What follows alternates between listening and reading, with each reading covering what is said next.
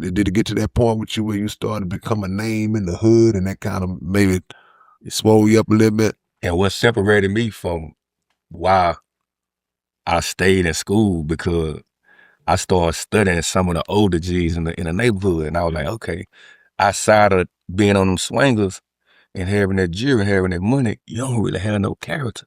Yeah. You don't really have no conversation. Yeah. And I was always taught your conversation probably stronger than your boxing game. Yeah. And so I stayed in school. So till I got probably like 19, I kind of felt like I was ugly. Mm-hmm. But I always got the bad female because I knew how to talk. Right. I knew how to talk because I went to school. Right. And so, and you combine that with having little money. Yes, sir. Yes, sir. You in the dough. Yeah. Yes, sir. Yes, sir. So, what was the prison moment? Your first time going to prison? Because I know that's gonna be a culture shock. You might get desensitized to juvenile, maybe even the county. City, county. Like, okay, I done been there, done that. But when was the moment where you just like got in a situation where, okay, you know what, this gonna be the one right here. I'm gone. Yes, sir. So honestly, I'm gonna tell you the truth. It was when I went to state school first. Yeah. Because at first I was just going to juveniles. Right. So I ended up going to state school. I went to Brownwood State School. And when I got there, going through the intake, dudes walking by and they throwing up this, man, what's that? What's that? So they, man, what set you claiming? I said, man, I ain't claiming no set. I'm from Third Ward. Because like, we wasn't gangbanging. Nah. But then when I get down there, I'm running the dude from Galveston, Fort Worth, Dallas. They banging. They all in. They already banging already. Yeah. And so I thought I could fight. But I'm noticing like every time I get into a fight, y'all jumping. It wasn't no one-on-one. Right. And so I kind of got used to that. But then when I got to prison the first time, I was scared. I was like 17 and I was scared. Went to prison. And I seen a dude get hit. Like back then they had canned goods. I seen a dude, we sitting there watching the socket. Has canned goods in the socket. I seen a dude get his head split. Yeah. Them fights ain't fair now. Yes, sir. Yeah. Different between it, but like, because I wasn't gang banging. I always can get in the cell. They always house me with dude that was gang. I could be in the cell. I done been in the cell with Mexican Mafia, Tears, Bloods, Crips, Mandigo Wars, everything. Right. And they'll tell me stuff that they wouldn't tell the gang members. Right. So I get to hear the stories of the molestation. I had to write their letters because they really couldn't read and write. Right. So I'll get to see a different side of them.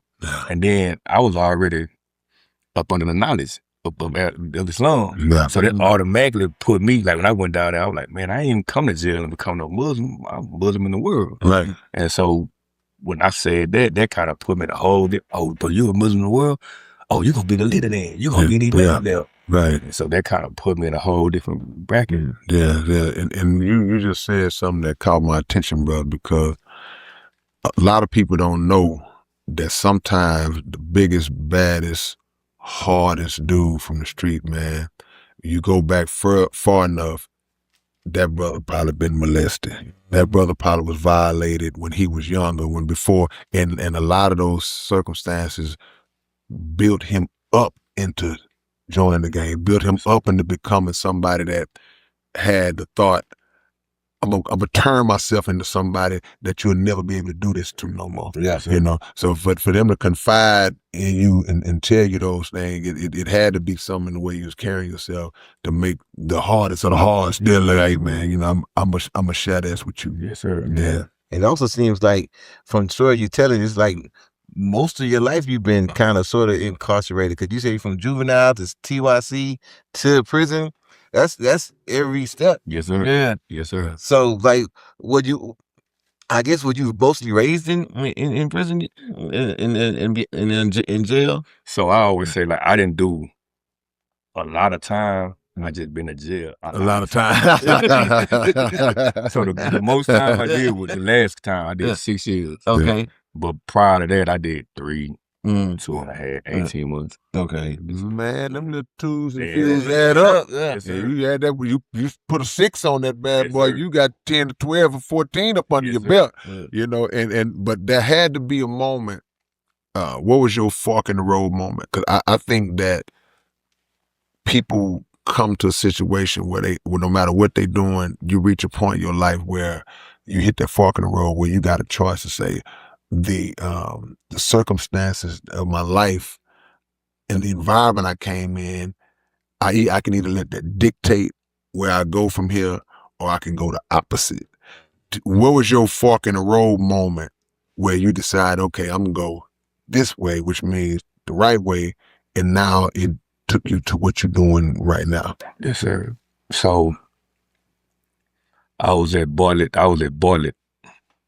and I had a guard and I had a nurse, because I'm in a dorm, probably 5 of us from Houston, the rest of them kind of like Dallas dude. And the dude from Houston used to be complaining because the dude from Dallas was the one that kind of had the stuff in there. And they were kind of city place, and they weren't really giving them that. Right. And so I said, man, I tell y'all what I'm gonna do.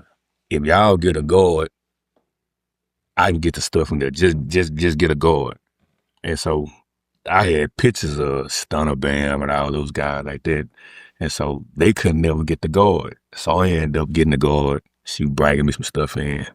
And so I'm taking care of my whole dorm. And everybody know that this is my stuff, right? Mm. And so I had a parole lawyer, everything. Mm. And so my stuff came up missing. Because I ain't no gang either. Right. So my stuff come up missing. And so I'm like sitting down thinking, I'm like, man, somebody took the stuff. I got a choice what I'm gonna do. Cause if I don't do nothing, everything finna get took. Yeah. And so it came up that it was like the Bloods had took my stuff, right? And so I ended up doing something to the blood, hitting it with a lock, and blood gushing everywhere. And so one of the dude was like, man, stop. You gonna catch a case. So I got blood all over me, right? And so I ended up getting locked up for that. Mm. And in the midst of that, they ended up sending me to Beto unit. Mm. And so that was like my first time like being like on a max unit and just seeing the difference between like jail and prison. Right.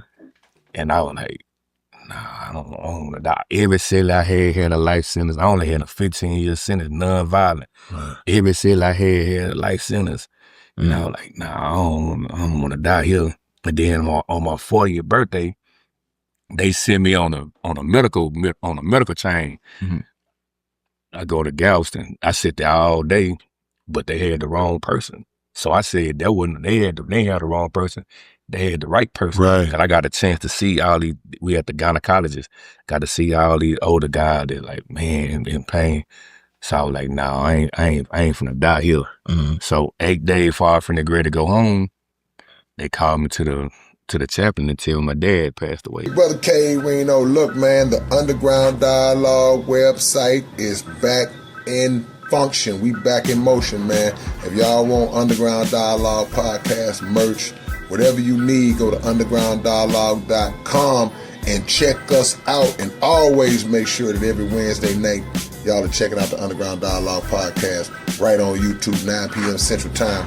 Yeah! What's up, man? It's your big brother, K. Reno. And check this out, man. The Underground Dialogue podcast is offering advertising opportunities, man. You can promote your business. You can promote your video, your song, whatever it is that you have, man.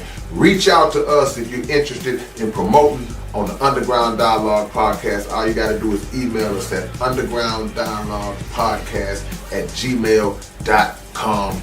Get it.